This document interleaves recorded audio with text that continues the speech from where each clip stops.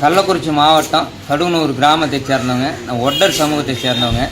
ஒட்டர் சமூகத்தில் பார்த்திங்கன்னா ஜாதி சான்றிதழ் வந்து நான் தாலுகா ஆஃபீஸ் பார்த்திங்கன்னா வானாபுரம் தாலுகா ஆஃபீஸு போய்ட்டு பதிவு பண்ணாக்க விவோ போடுறாரு, ஆரியாவும் போடுறாங்க.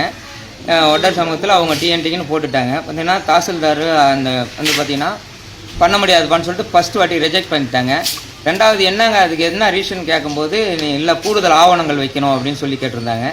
நான் மறுபடியும் என்ன பண்ணுறேன், சரியான முறையில் இல்லைன்னு சொல்லிட்டு சொன்னதால் நான் என்ன பண்ணேன், மறுபடியும் எங்கள் ஊரில் 2-3 பேர் வாங்கியிருக்காங்க.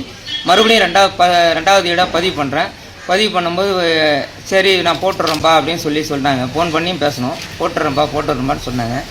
போட்டு விடல. என்ன காரணம் ரிஜெக்ட் பண்ணிட்டாங்க. நான் மறுபடியும் போய் கேட்குறேன் என்ன அதுன்னு கேட்கும்போது இல்லைப்பா நான் பண்ணிடுறேன்ப்பா அப்படின்னு சொன்னாங்க. மறுபடியும் ரிஜெக்ட் ஆகிடுச்சு, நீ மறுபடியும் போடுப்பா அப்படின்னு சொன்னாங்க.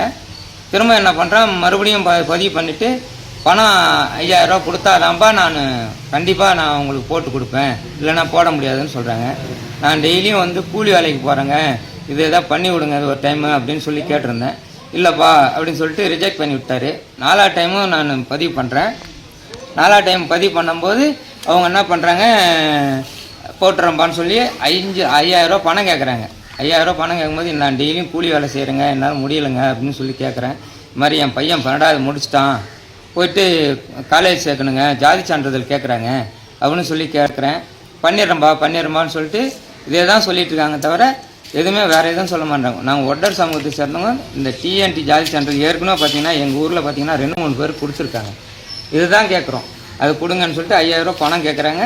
சரி கொடுக்குறேங்கன்னு கூட சொன்னேன். அப்புறம் என்னால் கொடுக்க முடியல. டெய்லியும் கூலி வேலைக்கு போயிட்டுருக்கிறேன். கூலி வேலைக்கு போயிட்டுருக்கும்போது இவங்க தரலன்ட்டு சரியான டைமுக்கு போய் கொடுக்க முடியலன்றதுக்காக ரிஜெக்ட் பண்ணி விட்டாங்க.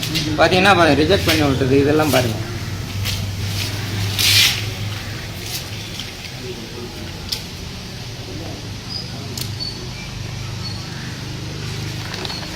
ஒரு டைம் இல்லை 4 டைம் பண்ணியிருக்காங்க.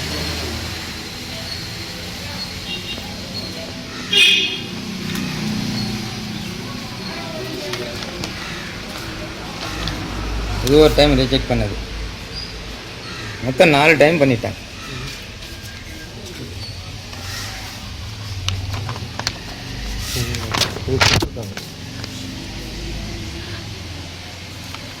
இது வந்து மாவட்ட கலெக்டர் தலைவர் தாங்க ஏதாவது நடவடிக்கை எடுத்து எங்களுக்கு எதாவது கொடுக்கறதுக்கு முன் வந்து இது ஏதாவது எங்களுக்கு செஞ்சாதாங்க. நாங்கள் வந்து டெய்லியும் கூலி வேலை செய்கிறவங்க, எங்களால் எதுவும் பண்ண முடியலன்றது. 5000 ரூபா கேட்டால் நாங்கள் எங்கே போகிறதுங்க? டெய்லியும் போனால் தாங்க எங்களுக்கு கஞ்சி.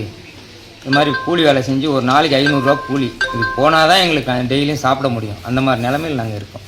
இது போன்ற நல்ல தகவல்களை உங்களுக்காக நான் பதிவு செய்கிறேன். பிடித்திருந்தால் லைக் பண்ணுங்க, ஷேர் பண்ணுங்க, கமெண்ட் பண்ணுங்க, மறக்காம சப்ஸ்கிரைப் பண்ணுங்க, பக்கத்தில் இருக்கிற பெல் ஐக்கனை கிளிக் பண்ணுங்க.